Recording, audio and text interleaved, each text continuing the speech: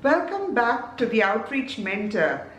Today we have an academic topper on our program, Ms. Pooja Vinod, and she's going to guide us through all the aspects of engineering in detail, possibly everything you need to hear that will take you places. Yes, she has just joined her dream company, Microsoft. She's embarked on a professional career as of 5th October at Microsoft as a technical consultant, Azure, Cloud and AI.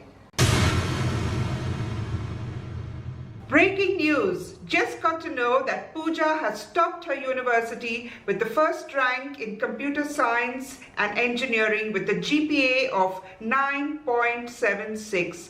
Her university covers 145 engineering colleges across the state. She wishes to thank all her teachers, mentors, friends, family for standing by her. And I'm sure not just in college, but also from her prestigious school. So let's hear about her journey and her placement and how she got there. Hi everyone, my name is Pooja Vinod and I'm a graduate of the class of 2020, having recently completed my 4-year Bachelor of Technology degree in Computer Science and Engineering with honours. On the academic front, I have been a topper across school and college and I'm very keen in co-curriculars as well. On the tech front, I am a deep learning enthusiast and have received multiple technical scholarships as well.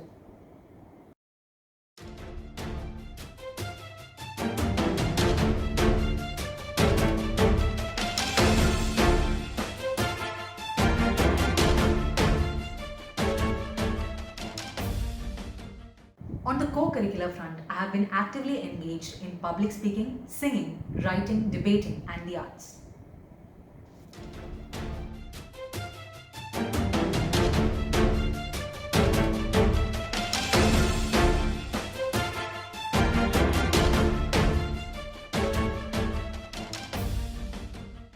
I recently graduated as the college topper and a university level topper of the 2016-20 batch in computer science and engineering.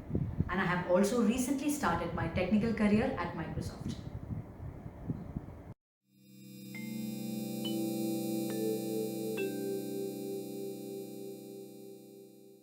Often, computer engineering focuses more on the hardware related aspects, computer science itself zones in on the software related aspects, and computer science and engineering usually implies a balance of both. Engineering itself is a very vast and diverse field, including several areas like electrical engineering, electronics and communication engineering, applied electronics and instrumentation engineering, computer science and engineering, mechanical engineering, information technology, industrial engineering, aeronautical engineering, chemical engineering, environmental engineering, and many, many more areas. Within each domain, a wide variety of diverse job profiles are possible.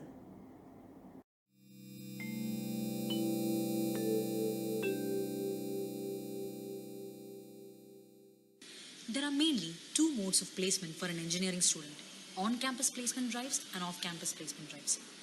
In on-campus placement drives, companies visit campuses to conduct hiring activities to recruit students from those specific campuses. Off-campus placement drives are conducted so that students from any campus can apply to be part of recruiting procedures for specific job openings at specific organizations. Usually, it is considered that on-campus placement drives are easier to secure a job through because they're organized on one's own college grounds and we are on our own home turf. The pool of applicants is limited to that particular college, and of course, there is that institutional backing which comes from belonging to one particular college or university that this company wants to hire from.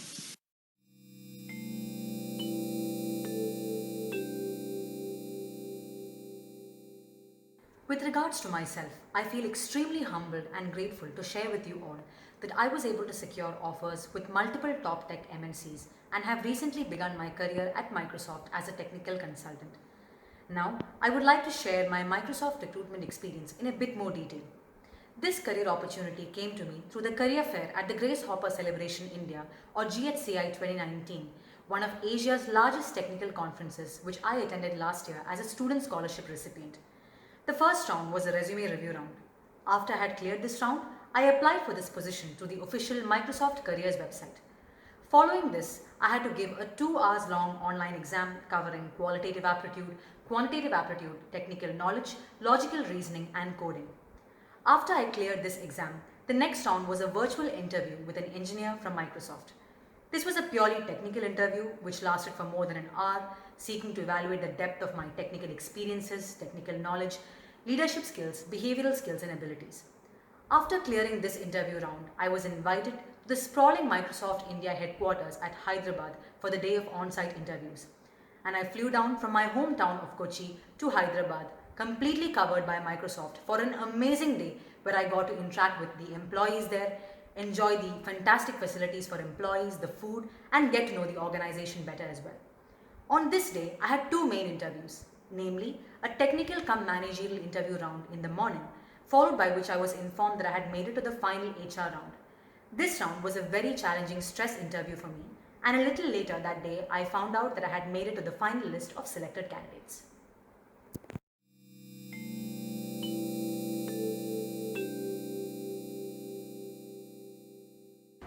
I was able to secure multiple offers with different top tech companies through both on-campus as well as off-campus placement drives.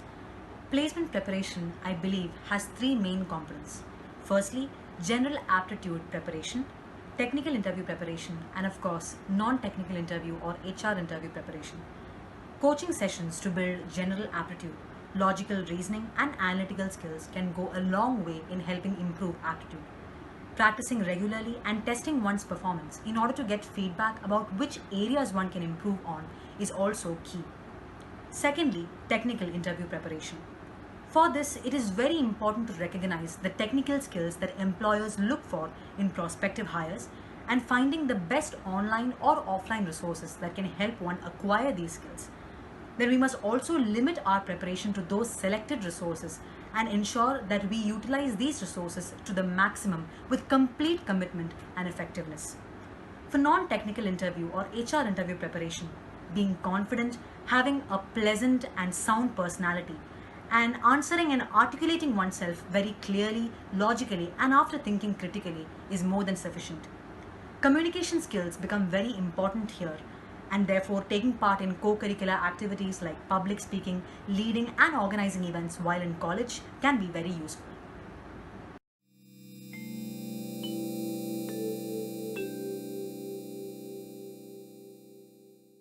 Software developers, software testers, data analysts, machine learning and artificial intelligence engineers are some of the most popular roles these days.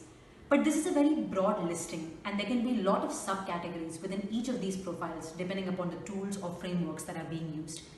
In this post-COVID era, where the entire world, from individuals to small businesses to large organizations, are transitioning overnight to a completely digital new normal, the need for talented technical experts is only going to increase. Moreover, the entire world is going smart, from smart cities to smart cars to smart healthcare. And there are several fields like AI, data analytics, blockchain, the Internet of Things, which are all powering this transformation, helping the human world as we know it grow and evolve. So there will be absolutely no lack of exciting opportunities for those who are passionate and willing to deep dive into these technical fields. And we can also expect sustained job opportunities within the scope of these domains in the future.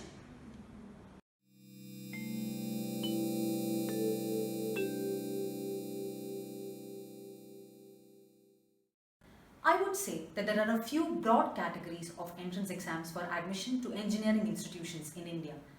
There are the state level entrance exams for admission to the engineering colleges of a particular state. Then there are the famous JEE mains and advanced level entrance exams for admission to the IITs, NITs and other tier 1 institutions. And then there are also entrance exams for admission to specific universities and government institutions. For admission via schemes like DASA, direct admission of students abroad, for NRI students, scores on the SAT 2 exam are usually mandatory. And for undergraduate engineering courses elsewhere in the world, scores on exams like the SATs, RELTS and TOEFL are usually mandated. Earning a good rank in the previously mentioned entrance exams can also help one earn merit scholarships. For instance, my college offered merit scholarships to students who scored an excellent rank in the state level Kerala engineering entrance exams and who joined via the government merit quota.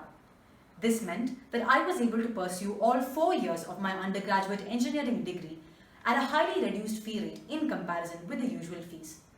Several organizations like the All India Council for Technical Education also offer such similar need-based and merit-based scholarships, which could be based on one's performance in entrance exams or senior school passing exams. It is always a great idea to do some early research into the scholarships that one can avail of at the undergraduate level so that one can start preparing early on to achieve them.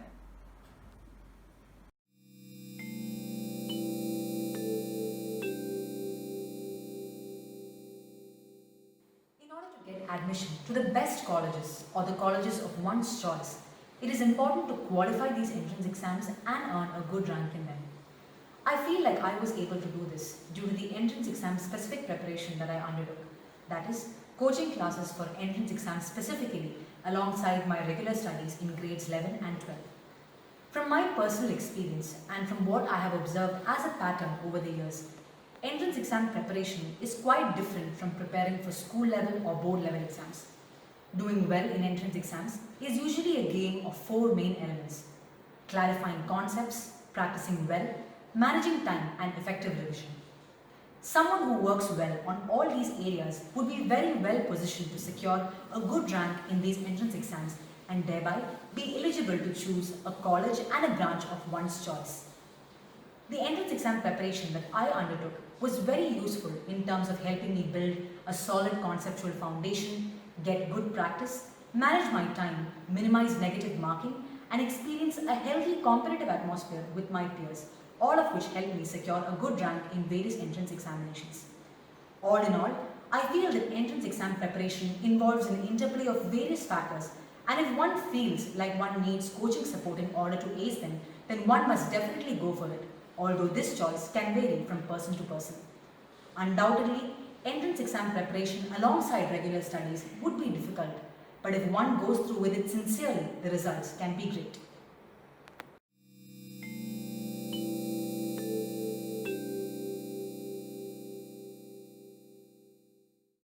All of the aforementioned tech scholarships were awarded by organizations outside of my college and university.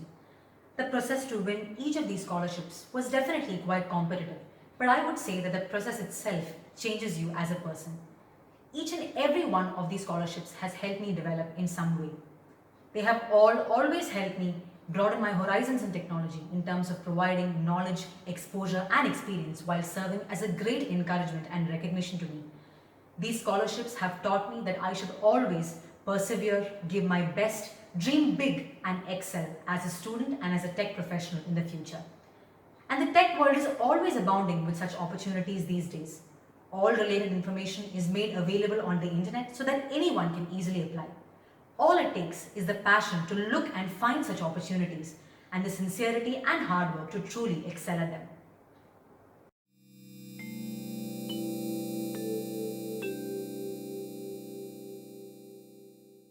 My first advice would be to try and get your hands wet by not being limited to any particular technology or technical domain. One must always try to develop oneself as a well-rounded technologist who has a bird's eye view of the tech space. Secondly, try and build a muscle for learning new things. Change is the only constant in the tech sector these days, and learning new skills and adapting to the constantly evolving needs and demands of the tech sector and the business world is crucial to becoming a successful professional in the future. And I feel this can happen a lot during college days.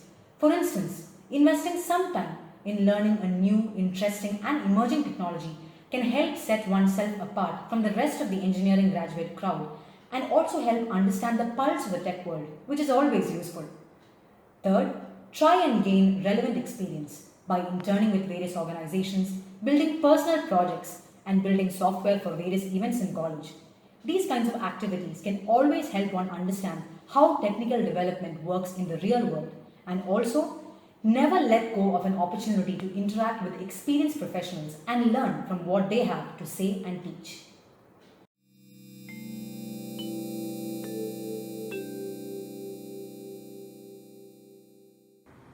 Firstly, try and build something like a mantra for yourself, something which you know works for yourself in your particular career or domain, something which you truly believe in and stand by it. Secondly, search online and offline for scholarships, events, and opportunities. Connect and network well with others and professionals in your domain through online communities like LinkedIn, and domain-specific communities. Like for instance, in tech, we have communities like Google developer groups and Facebook developer circles. Thirdly, never let go of any good opportunities. Fourth, always follow your heart and know what defines success for you, what happiness means for you, and what matters to you the most. And let these things guide your choices. And finally, enjoy the process no matter how difficult and have fun. Learn with humility and passion. Believe in yourself and be the best version of yourself every day. Success will definitely follow. Well, I'm sure we have all learned so much, and thank you, Pooja, for being so detailed and guiding us through each and every step of your journey. We wish you all the very best in your new role, and may you soar higher. The Outreach Mentor keeps getting better with your suggestions, so don't forget to subscribe and get connected.